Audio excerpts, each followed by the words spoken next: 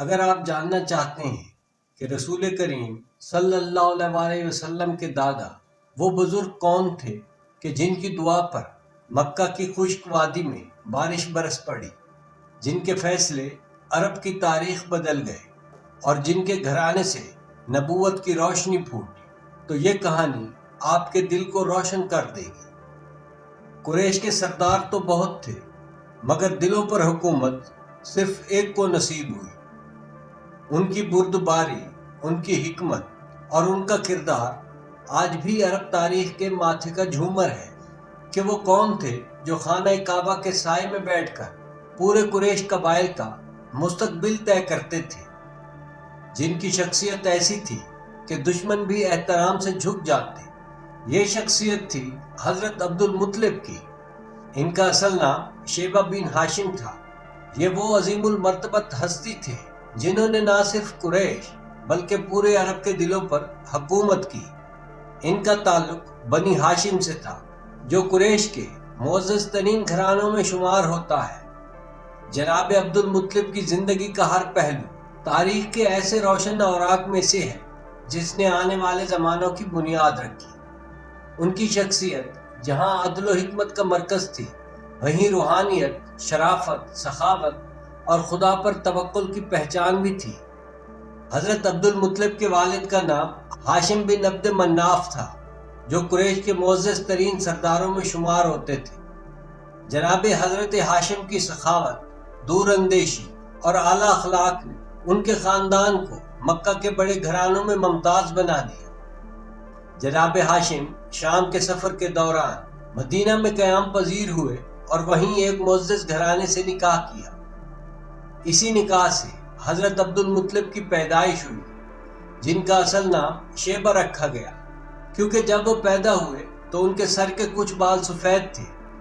اسی وجہ سے انہیں شیبہ کے نام سے پکارا جانے لگا، جس کا مطلب ہے سفید بالوں والا۔ بچپن ہی میں والد کی وفات کے بعد جناب عبد المطلب کا بچپن اپنے نانا کے گھر میں گزرا، مگر تقدیر نے انہیں مکہ لے جانا تھا، جہاں وہ عرب کی تاریخ بدلنے والے تھے۔ جب عبد المطلب کے چاچا المطلب نے انہیں مدینہ میں دیکھا تو ان کی ذہانت، اعتماد اور وقار سے متاثر ہو گئے۔ ان کے چاچا ہی انہیں مکہ واپس لائے۔ جب وہ مکہ آئے تو لوگ ایک بچے کو ان کے ساتھ دیکھ کر حیران تھے۔ جب لوگوں پر اس بچے کی حقیقت کھلی تو سب اسے عبد المطلب کے لقب سے پکارنے لگے۔ اسی لمحے ان کی شخصیت میں وہ اجالا نظر آنے لگا جس نے بعد میں انہیں مکہ کا سردار بنا دیا۔ حضرت عبد المطلب کی جوانی ہی میں ان کی بردباری اور انصاف کی شہرت پھیل گئی۔ قریش کے لوگ جھگڑوں، فیصلوں اور مشوروں کے لیے ان کی طرف رجوع کرتے۔ ان کی شخصیت میں وقار کا ایسا جلال تھا کہ سخت ترین قریشی سردار بھی ان کے سامنے خاموش ہو جاتے۔ وہ خانہ کعبہ کے خدمت گزار بھی تھے اور حاجیوں کو پانی پلانے اور کھانا دینے کے امور بھی انہی کے ذمہ تھے، جو وہ نہایت اخلاص سے انجام دیتے۔ حضرت عبد المطلب کی زندگی کا سب سے عظیم واقعہ زمزم کے کنویں کی دوبارہ دریافت ہے۔ بنی جرہم نے کنواں بند کروا دیا تھا اور اس کا مقام تاریخ کی اندھیری گلیوں میں کہیں کھو چکا تھا۔ ایک رات حضرت عبد المطلب کو خواب میں کنواں کھودنے کا حکم ملا۔ صبح ہوتے ہی انہوں نے اپنے اکلوتے بیٹے حارث کو ساتھ لیا اور کھدائی شروع کی۔ قریش نے مخالفت کی، مگر حضرت عبد المطلب نے بلند حوصلے اور توکل سے کام جاری رکھا۔ آخر کار زمین سے پانی پھوٹ پڑا، وہی مبارک زمزم جس سے آج تمام دنیا کے حاجی فیض یاب ہوتے ہیں۔ زمزم کی دریافت نے حضرت عبد المطلب کو روحانی مقام بھی عطا کیا اور قریش انہیں اللہ کا خاص بندہ سمجھنے لگے۔ ناظرین کرام، یمن کے بادشاہ ابرہہ نے اپنی بڑی فوج اور ہاتھیوں کے لشکر سمیت مکہ پر حملہ کیا تو عرب کانپ اٹھے، لیکن جناب عبد المطلب ایسے کھڑے رہے جیسے طوفان کے سامنے پہاڑ۔ ابرہہ نے جب اپنے قاصد کے ذریعے انہیں بلایا تو جناب عبد المطلب کے جسم میں ایسی عظمت تھی کہ دشمن بھی اس سے متاثر ہوئے بغیر نہ رہ سکا۔ جب ابرہہ نے پوچھا، میں تمہارے شہر کو تباہ کرنے آیا ہوں، اور تم اونٹ مانگ رہے ہو؟ تو جناب عبد المطلب نے وہ تاریخی جواب دیا، اونٹ میرا مال ہے، اس کا سوال میں تم سے کر سکتا ہوں، لیکن یہ گھر اللہ کا ہے، اس کا مالک خود اس کی حفاظت کرے گا۔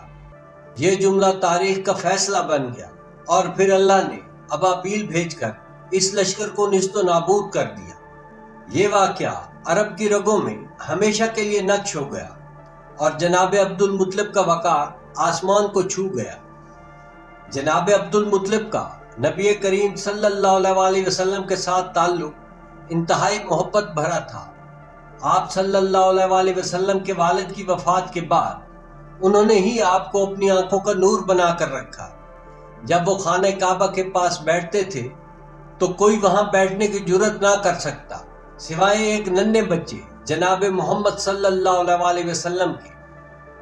جب ان کے ساتھیوں نے کہا، یہ بچہ آپ کے مخصوص تخت پر کیوں بیٹھتا ہے؟ تو جناب عبد المطلب نے جواب دیا، اسے مت روکو، اس کا مقام عظیم ہے۔ یہ محبت، یہ احساس، یہ نور سب نے آنے والی نبوت کی خبر دے دی تھی۔